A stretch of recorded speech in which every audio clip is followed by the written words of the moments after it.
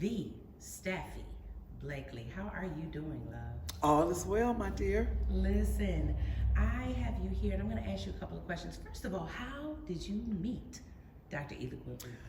Oh my goodness, you know what? I was actually about 13 years old, and Ela Quincy, he wasn't Dr. anybody at the time, and he came to my church, and we had a musical, always animated, always extra, as what they called them back in the day. We were not ready for him.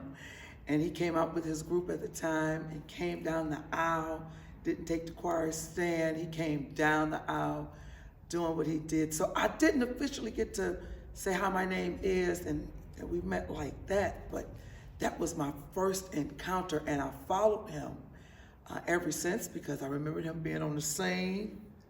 I remembered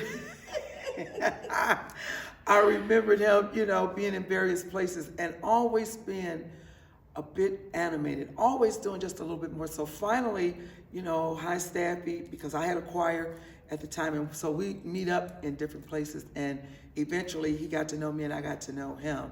And so there was never a formal meeting.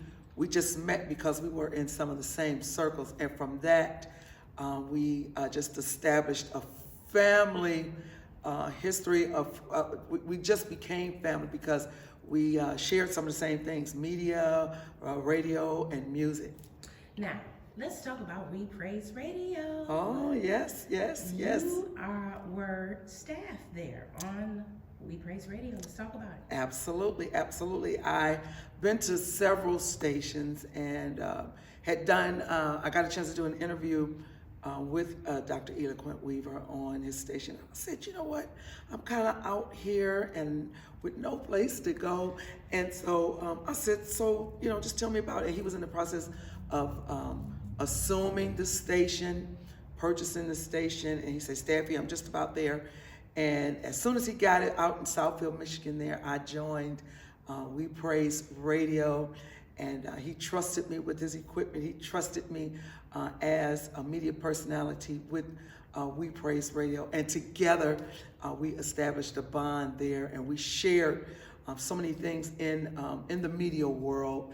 I came with a great deal of experience because I'd kind of been in media since I was 14, and I went off to college and got a degree in it. And so I brought something to the station, and he gave me something when I got there. He just opened his arms and welcomed what I do. Wow. Now listen, it's his 63rd birthday. And what is it that you want to say to Dr. LaQuinn? Well, actually, for his 60, listen, honey, you still got it. He always walks around like he don't, but let me tell you something.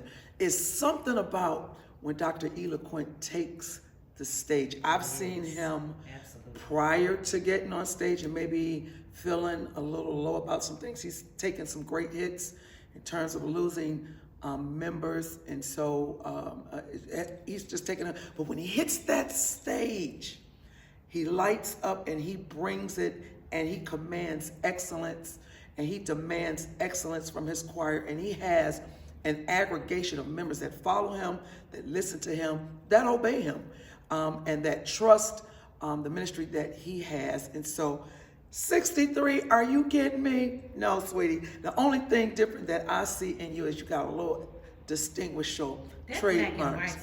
That black and white, it's on fire. It's on fire. It's smoking. So listen, describe Dr. Weaver in 3 words. You do not have any time to think about it. Go. Eclectic, eccentric, epic. Absolutely. Thank you so much for coming and speaking with me, sis. You're welcome. My pleasure.